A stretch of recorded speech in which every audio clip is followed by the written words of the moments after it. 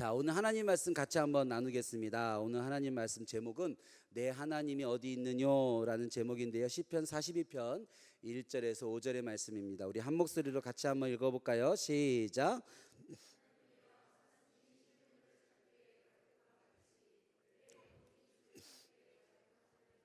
내 영혼이 하나님 곧 살아계시는 하나님을 갈망하나니 내가 어느 때에 나아가서 하나님의 얼굴을 배울까. 사람들이 종일 내게 하는 말이 내 하나님이 어디 있느냐 하오니 내 눈물이 주야로 내 음식이 되었도다. 내가 전에 성의를 지키는 무리와 동행하여 기쁨과 감사의 소리를 내며 그들을 하나님의 집으로 인도하였더니 이제 이 일을 기억하고 내 마음에 상하는도다. 내 영혼아, 내가 어찌하여 낙심하며 어찌하여 내 속에서 불안해하는가. 너는 하나님께 소망을 두라. 그가 나타나 도우심으로 말미암아 내가 여전히 찬송하리로다. 아멘. 여러분, 우리의 삶에는 깨닫기도 참 어렵고 스스로 고민하여 궁리해서 아는 것도 헤아리는 것도 참 어려운 문제와 질문들이 우리 삶 가운데 올 때가 있습니다. 제가 이러한 이야기를 할 때 꼭 드는 제 청년 시절의 예화가 하나 있는데 못 들어보신 분들도 있으니까 한 번 더 해보겠습니다. 제가 대학 다닐 때 군대를 제대하고 나서 성경 말씀을 제대로 한번 일독을 해보리라 읽다가 창세기 6장 노아의 홍수에서 탁 걸려버렸어요. 걸린 이유가 뭐냐면 온 세상에 물이 가득한데 그 물은 짠물이었을까 민물이었을까, 그게 너무 궁금한 거예요. 그 모든 물이 짠물이 되면은 민물고기는 죽었을 것 같고 모든 물이 민물이면 바닷물고기는 죽었을 것 같은데 성경 어디에도 그게 안 나왔더라고. 근데 보니까 또 물고기는 방주에 태웠다는 말이 없어요. 물속에서 죽거나 살거나 했을 건데 그게 너무 궁금한 거예요. 여러분이 이렇게 들으시면서 표정이 뭘 그런 질문을 해? 라는 그런 표정이신데 저에게는 그때 그 질문이 참 중요했던 것 같아요. 젊은 시절에 그 이성적인 생각에 그 창세기 성경을 읽겠다고 결정하고 읽다가 거기서 딱 그 질문에 답을 얻지 못하니까 그 다음이 읽어지질 않는 거예요. 왠지 내가 이 질문에 답을 찾지 못하면 성경을 내가 믿지 못할 것 같은 그런 신앙의 위기를 만났어요. 일주일 내내 고민하고 뭘까 찾아보고 도대체 노아의 홍수할 때 물고기는 태웠다는 말이 없는데 그런 바닷속 상태는 어떤 상태일까, 이 질문에서 벗어나지를 못하는 겁니다. 여러분 가운데 해답을 알고 계신 분 계십니까? 혹시 알고 계신 분이 계시면 끝나고 저에게 좀 알려주십시오. 바다 물고기들은 노아의 홍수 때 어떻게 됐는지. 그래서 제가 한 일주일 넘게 고민을 하다가 그 당시에 청년부 목사님에게 제가 질문했어요. 여러분, 그 당시에 청년부 목사님이 누구였냐면 지금 우리 교회에서 후원하고 계시는 인도네시아의 김상철 목사님이 그 당시 저희 교회 청년부 목사님이셨어요. 그래서 제가 지금 이 얘기를 목사님한테 제 고민을 이야기를 한 겁니다. 근데 목사님이 그 질문을 들으시더니 이렇게 대답을 하는 거예요. 정말 내가 그런 질문을 들어본 적이 한 번도 없는데 잘 모르겠다. 나중에 천국 가면 예수님 만나서 예수님께 물어봐라 그러는 겁니다. 근데 그 말을 듣는데 마음이 시원하지 않고 실족할 것 같은 거예요. 너무 실망스러운 대답이잖아요. 나중에 천국 가서 예수님한테 물어보라니. 그런 대답은 누구나 할 수 있잖아요. 나는 정말 진지해서 물어본 것 같은데 목사님은 나의 진지함을 고민하지 않고 너무 가볍게 대답한 것만 같았어요. 그래서 그 대답에 실망해서 이러고 있는데 그 목사님이 그 다음에 하셨던 말이 저에게 해답이 됐습니다. 그 목사님이 천국 가서 예수님께 물어봐라 라고 하더니 그 다음에 이렇게 말하셨어요. 그런데 찬일 형제, 나중에 천국 가서 예수님을 만났는데 예수님 앞에 서서도 그때도 그 질문이 궁금할까? 그렇게 물어보시더라고요. 근데 그 말이 그냥 저한테 해답이 됐어요. 제가 생각해 보니까 나중에 천국 가서 예수님 앞에 섰는데 겨우 노아의 홍수 때 물고기가 어떻게 됐습니까? 물어보진 않을 것 같더라고요. 그냥 예수님 앞에 서면 그냥 예수님 앞에 내 앞에 계신 게 대답이 될 것 같았어요. 그리고 진짜 물어보고 싶은 그것과 비교되지 않은 많은 질문들이 내 안에 더 있다는 사실들을 깨닫게 됐습니다. 천국 가서 예수님한테 물어볼 질문은 아니겠구나. 그러면 굳이 내가 답을 알아야 되나? 나중에 묻지도 않을 그 질문을 내가 이곳에서 해야 하나? 라는 그런 생각을 하게 된 거죠. 여러분, 우리의 삶 가운데 깨닫기도 어렵고 스스로 알기도 어려운 많은 질문들을 만날 때 있는데 여러분 기억하십시오. 그 대부분의 문제들과 질문들의 답은 하나님을 만나면 그냥 해결이 됩니다. 하나님을 만나면 그 만남이 그냥 답이 되어진다는 거죠. 성경 속에서 깨닫지 못하는 이야기들 뿐이겠습니까? 우리의 인생 속 인생 가운데 도저히 뜻을 알기 어려운, 하나님의 뜻이 어디 있는지, 하나님의 계획이 어디 있는지 알기 어려운 많은 문제들도 하나님을 만나면 끝이 납니다. 그래서 우리의 삶의 문제를 만날 때, 그 질문들을 만날 때 우리는 본능적으로 하나님을 찾게 됩니다. 내 앞에 문제가 생기고 질문이 생기면 도대체 이 하나님은 어디 계신가? 왜 빨리 나와서 이 문제를 해결해 주시지 않는가? 왜 내 이 질문에 정말 속 시원한 답을 주시지 않는가? 우리는 본능적으로 하나님을 찾게 되지요. 성경 가운데서도 그렇게 했었던 인물이 하나 있습니다. 우리가 너무나 잘 알고 있는 욥이지요. 욥의 이야기를 한번 들여다봅시다. 욥은 찾아온 삶의 문제들의 답을 결국 끝까지 알아내지 못합니다. 욥기를 끝까지 읽으면 그 안에 욥과 친구들이 던졌던 수많은 문제들의 명확한 답은 찾을 수가 없습니다. 욥은 그 삶에 찾아온 문제들에 대한 답을 얻어서 그 문제들을 해결한 것이 아니라 마지막에 가보면 하나님을 만나게 돼요. 욥의 그 질문들과 문제들 앞에 하나님이 서시게 됩니다. 하나님이 욥의 앞에 나타나시자, 하나님이 욥의 앞에 서시자, 그러자 욥은 더 이상 그 답이 궁금해지지 않게 됩니다. 더 이상 그 답을 필요가 없게 된 것이죠. 욥기 42장 5절 말씀에 보면 그래서 이런 말씀이 있습니다. 네, 같이 한번 읽어볼까요? 내가 주께 대하여 귀로 듣기만 하였사오나 이제는 눈으로 주를 배움나이다. 이것이 욥이 얻은 답이에요. 욥기의 답입니다. 내가 하나님으로부터 그 해답과 그 지혜를 듣는 것을 넘어서서 하나님을 내가 보면, 그냥 하나님을 만나면 그것이 그냥 답이 되어지는 거죠. 전지전능하신 하나님이 내가 하나님인데 라는 그 한마디로 욥은 모든 게 납득이 됐어요. 하나님, 이건 어떻게 됩니까? 이건 무엇입니까? 이건 왜 이런 겁니까? 어떻게 해야 됩니까? 수많은 질문들이 그냥 내 삶에 나타나신 하나님의 야, 내가 하나님이야 라는 그 한마디에 그냥 모든 질문들이 욥 삶에서 사라져 버리게 되어진 것입니다. 더 정확하게는 그 질문들이 의미 없게 되어진 것이죠. 우리가 부인할 수 없는 사실 한 가지가 있습니다. 우리가 부인할 수 없는 사실 한 가지죠. 여러분이 이 사실을 굉장히 싫어할 것이지만 그래도 어쩔 수 없는 진리입니다. 우리는 고난을 겪고 있을 때, 문제가 있을 때, 수많은 질문 가운데 있을 때 우리는 하나님을 더 잘 보게 된다는 사실입니다. 우리는 안 그랬으면 좋겠는데, 그러한 문제가 없고 질문이 없고 고난이 없어도 우리는 하나님을 잘 볼 수 있을 거라고 생각하는데, 여러분, 그런데 사실은 우리는 고난 가운데, 문제와 질문들 가운데 하나님을 더 잘 보게 된다라는 부인할 수 없는 사실이죠. 그런데 그것은 하나님이 그 고난과 문제와 질문 가운데 더 잘 계시기 때문은 아닙니다. 하나님은 항상 거기 계셨죠.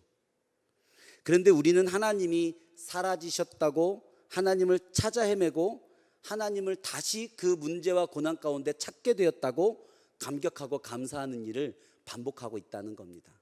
사실은 하나님은 한 번도 사라지신 적이 없고, 한 번도 침묵하신 적이 없고, 한 번도 멀리 가신 적이 없지만 우리는 고난과 문제와 질문이 찾아오면 그제서야 하나님을 찾기 시작하고 바라기 시작하고, 또 그 가운데서 하나님을 찾고 바라보고 그 하나님을 다시 찾았다며 감격하고 감사하는 일을 반복하고 있다는 사실이죠. 여러분, 죄송하지만 하나님은 한 번도 떠난 적이 없으십니다. 하나님은 우리와 술래잡기를 숨기 장난을 하신 적이 한 번도 없습니다. 옛 그 코미디 프로그램에서 한 개그맨이 막 사람들이 혼자 막 난리쳤다가, 혼자 막 침착했다가, 혼자 막 난리쳤다가 막 이런 재밌는 상황극들을 보여주고 나서 꼭 이렇게 유행어를 꼭 했어요. 막 이렇게 하고 나서 민망해지면 옆에서 개그맨이 왜 이러는 걸까요? 이런 그 유행어, 요 한마디의 유행어가 있었던 적이 있습니다. 도대체 이 사람은 왜 이러는 걸까요? 그 민망한 상황 가운데서 그런 이야기를 했었는데요. 꼭 우리의 신앙의 모습이 그와 같을 때가 있지 않나 생각해 봅니다.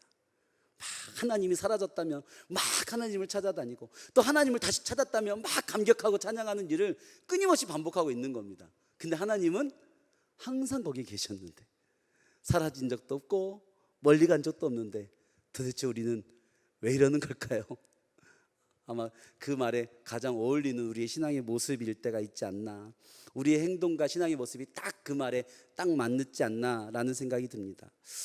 우리는 진짜 왜 이러는 걸까요? 왜 이렇게 맨날 하나님을 찾고 또 찾았다 하며 그렇게 살아가는 걸까요? 고난이라는 것이 뭘까? 우리 삶 가운데 그럼 찾아오는 고난과 문제와 질문이라는 것은 도대체 무엇일까? 그것을 한번 묵상해 보았습니다. 여러분, 고난이라는 것은 마치 이와 같은 것이 아닐까라는 그런 생각이 들어요. 우리대로 우리의 삶 가운데 하나님을 앞에 두어야 되는데 하나님을 앞에 두지 못하고 내가 원하는 물질과 권력과 또는 자녀와 온갖 내가 원하는 것들을 다 하나님과 내 사이에 먼저 놓을 때가 있는 거죠. 그래서 이것들이 내 눈앞에 가득 있으니 그것들 뒤에 둔 하나님이 보이지 않을 때가 있는 겁니다. 그래서 내 삶 가운데 내 눈앞에 이런 물질이 있으니까 너무 복이 된 것 같고, 내 삶 가운데 이런 것들이 있고 이런 것들이 되어져 가고 있으니 내 눈에 보이니까 너무 내가 축복받는 삶을 살고 있는 것 같이 느껴지는 거죠. 다만 아까 얘기했듯이 오히려 그러한 시간 가운데서는 하나님이 잘 보이지 않을 때가 있다는 겁니다. 그런데 하나님께서 가끔 우리와 바라는 그 세상 것들 사이에 하나님이 서실 때가 있는 거예요. 이와 같이 말이죠. 하나님이 내가 바라고 있는 것들 사이에 나와서 앞서 하나님이 서시니까 우리는 순간적으로 내가 바라는 모든 것들이 보이지 않게 되어질 때가 있는 겁니다. 그래서 우리는 당황하게 되어지고 내가 원했던 그 물질 어디 갔지? 그 힘 어디 갔지? 그 기도의 제목들 다 어디 갔지? 그 축복들 어디 갔지? 눈에 보이지 않는다고 우리는 고민하며 그것을 고난이라고 부른다라는 거죠. 여러분 앞에 제가 그려놓은 저 상황을 우리는 고난이라고 부른다. 내 눈앞에 있던 것들이 다 사라졌다라고 얘기한다는 거죠. 근데 여러분 보십시오. 사라진 게 아니라 하나님이 오히려 우리에게 더 하나님을 잘 보여주시기 위하여 그 앞에 서신 걸 수도 있다는 겁니다. 근데 우리는 그것을 하나님이 내가 원하는 모든 것보다 더 앞에 서셨다라고 말하지 않고 우리는 고난이다 라고 이것을 이름 붙인다라는 거죠. 이렇게 그림으로 보고 나니까 왜 고난 가운데 하나님이 더 잘 보일 수밖에 없는가? 항상 계셨던 그 하나님이 고난과 문제 가운데 왜 더 우리가 쉽게 발견할 수밖에 없는가? 우리가 조금은 이해가 되는 것 같습니다. 그래서 우리는 고난 가운데, 우리는 고난이라고 부르는 그 내 삶에 벌어지고 있는 현상을 내 앞에 모든 것도 사라졌고 하나님도 보이지 않게 되었다고 괴로워하고 있다는 겁니다. 그런데 영적인 진실은 무엇입니까?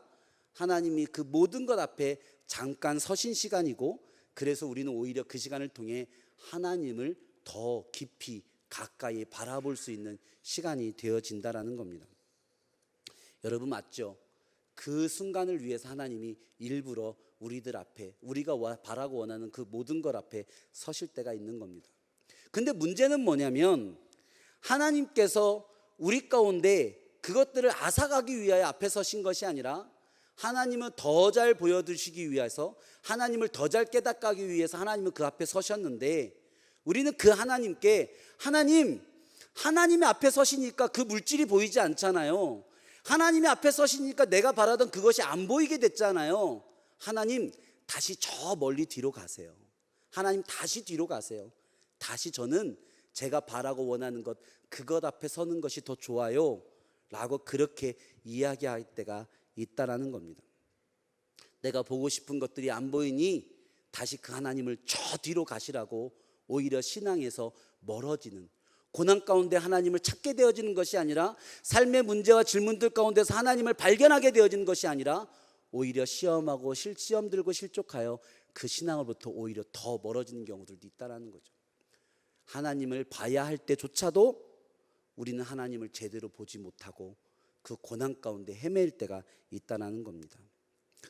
오늘 시편 42편의 기자도 그 삶의 고난을 만난 것 같습니다.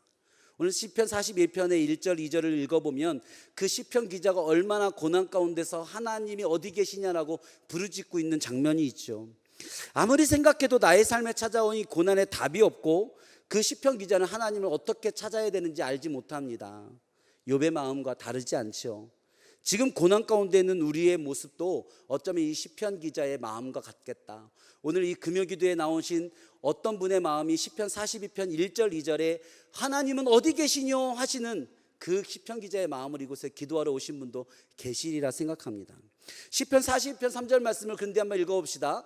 사람들이 종일 내게 하는 말이 내 하나님이 어디 있느뇨 하오니 내 눈물이 주야로 내 음식이 되었도다. 아멘. 나는 이렇게 고난 가운데 있는데 내가 내 눈앞에 있던 것도 다 보이지 않게 되었고 하나님도 어디 계신지 나는 하나님을 놓쳐버렸는데 나의 주변에 아는 사람들의 말이 전혀 나에게 도움이 되지 않는 겁니다. 내 하나님이 어디 있느냐, 내 하나님을 찾아봐라 라는 그 말이 나에게 격려같이 들리지 않는 겁니다. 여러분, 우리가 그 깊은 고난 가운데, 깊은 낭만 가운데 들어갈 때는요, 믿음의 위로도 진실될 충고도 때로는 내가 너무 힘들 때는요 다 눈물의 이유밖에 되지 않을 때가 있어요. 눈물 흘리라고 위로한 거 아니고 눈물 흘리려고 충고한 거 아닌데 내 마음이 너무 힘들 때는, 그 하나님을 잃어버렸을 때는 그것조차, 그 위로와 그 격려조차, 그 충고조차 내 눈물의 마음이 되어질 때가 있지 않습니까? 시편 기자는 또 이야기합니다. 내가 전에 성의를 지키는 무리와 동행하여 기쁨과 감사의 소리를 내며 그들을 하나님의 집으로 인도하였더니 이제 이 일을 기억하고 내 마음이 상하는도다. 여러분, 이 말씀이 어떤 말씀입니까? 내가 성의를 지키는 무리와 동행했대요. 기쁨과 감사의 소리를 내었대요. 그들을 하나님의 집으로 인도해 내었대요. 여러분, 이게 얼마나 좋은 추억이에요. 얼마나 생각하면 얼마나 자랑할 만한 내 삶의 기억이에요. 그런데 내 삶이 힘드니까, 고난을 받으니까, 문제가 있으니까 옛날에 좋았던 그 기억을 기억해냈는데 그 기억이 오히려 내 마음을 상하게 하는 거예요. 여러분, 우리가 고난 가운데, 시험과 문제 가운데 있을 때는 우리의 영적인 상태가 이렇게 된다는 겁니다. 좋았던 것이 감사를 회복하는 이유가 되는 것이 아니라 좋았던 것이 오히려 내 마음을 상하게 하는 거예요. 그랬던 나를 어떻게 이럴 수가 있어? 내가 했었는데 어떻게 하나님이 나에게 이럴 수 있어? 그랬던 그 좋았던 것조차도 내 마음의 상함 가운데, 깊은 고난 가운데 오히려 시험거리가 되고, 기억하면 기억할수록 지금의 이 고난이, 지금의 이 문제가 이해되지 않고 더 커 보이는 그러한 고난 지경 가운데 나아가게 된다는 겁니다. 지난 일을 묵상하면 묵상할수록 감사는커녕 더 큰 실망감과 배신감이 하나님과 내 주변 사람들을 향하게 되는 거죠. 모든 추억과 기억은 감사한 일에 대한 회복의 조건이 되지 않고 오히려 지금 이 고난을 더 원망할 만한 이유가 되는 겁니다. 여러분, 오늘 말씀의 결론, 그러나 오늘과 이러한 극심한 고난과 문제 가운데서 하나님이 어디 계시냐고 찾고 있는 그 한 사람에게 오늘 하나님은 이 말씀을 결론으로 주십니다. 같이 한번 크게 읽어볼까요? 시작.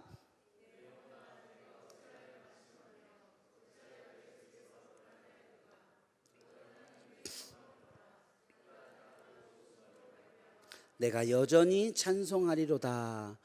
아멘. 하나님이 말씀하시는 거예요. 야, 너 심하게 낙심했구나. 너 사람들의 그런 위로나 충고가 그것이 눈물이 될 정도로 너 심하게 낙심했구나.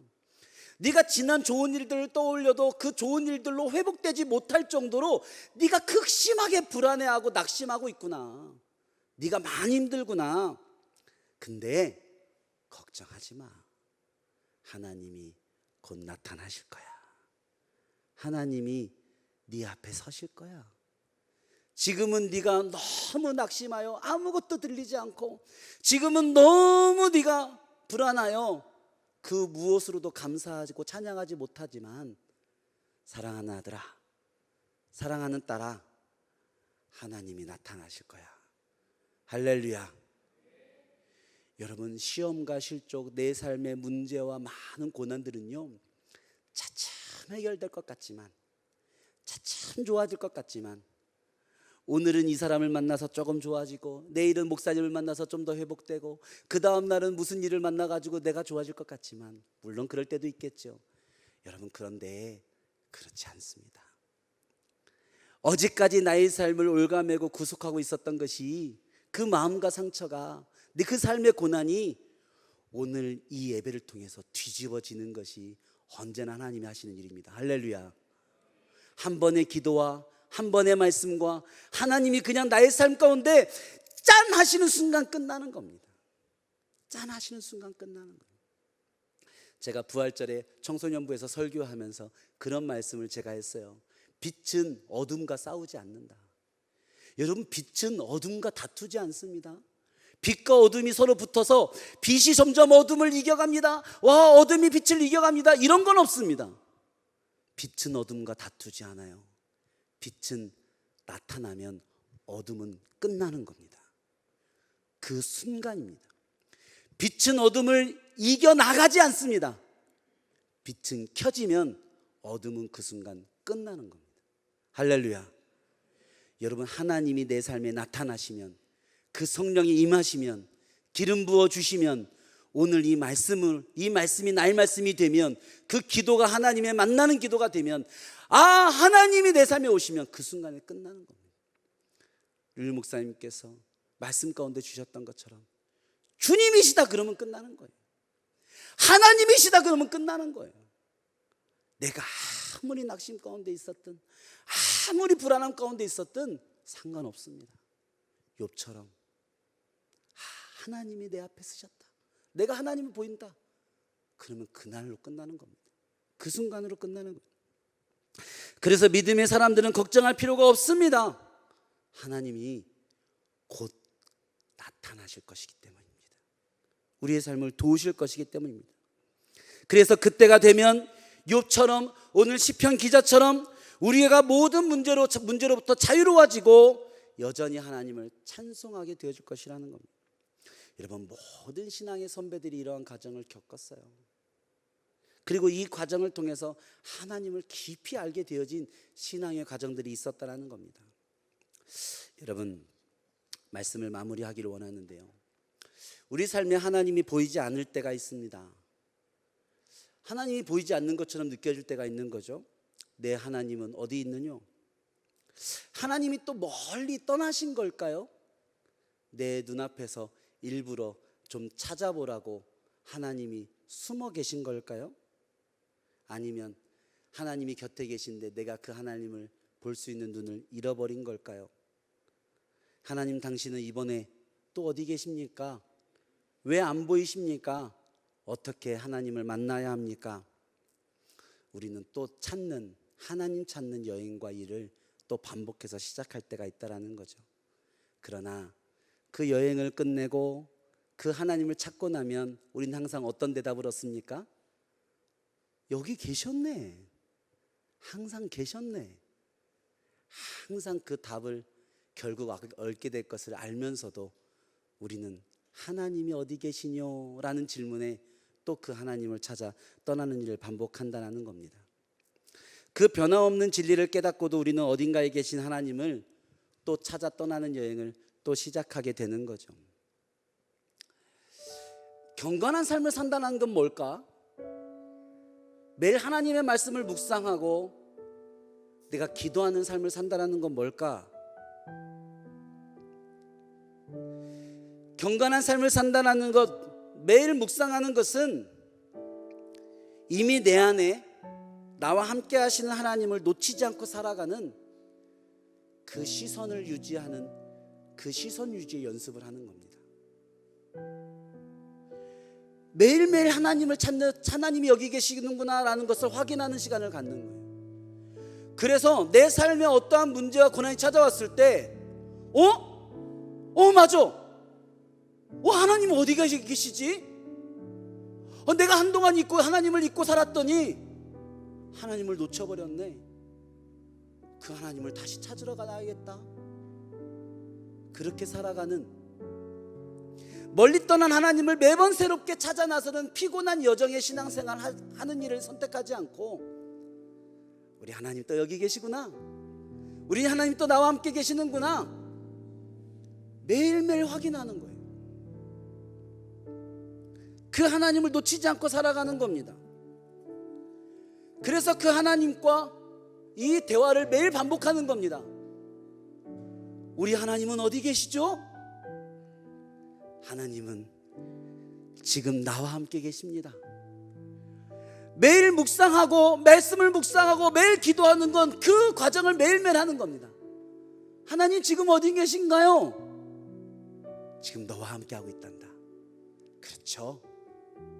하나님 저와 함께 계신가 합니다. 그렇게 하고 하루를 시작하는 겁니다. 하나님 오늘 하루 어디 계셨죠? 오늘 하루 너와 함께 하고 있었단다. 그렇죠? 이 힘든 하루의 삶 가운데서도 하나님 나와 함께 하고 계셨죠? 그렇게 확인하고 잠을 드는 겁니다. 그렇게 하나님을 매일매일 만나는 거죠. 하나님 어디 계십니까? 라는 질문 매일 하고 하나님은 나와 함께 계신다라는 대답 매일 확인하는 겁니다. 그래서 내 삶에 큰 고난과 문제와 질문이 찾아올 때에 그 하나님을 찾아 멀리 떠나는 고된 여행길 가는 것 아니고 나와 함께 계신 그 하나님을 단번에 알아차리는 그 신앙의 여정을 살아낼 수 있는 힘을 훈련하는 것이죠. 오늘 이 시간 같이 한번 찬양하면서 나아가기 원합니다. 여러분의 삶은 지금 여러분의 하나님은 어디 계십니까? 너무 멀리 계신 것 같아 보이지 않습니까? 너무 꼭꼭 숨어 계신 것 같지 않습니까? 여러분 그 하나님이 오늘 이 말씀을 통해 야, 나 항상 네 옆에 있었어. 항상 네 곁에 있었어.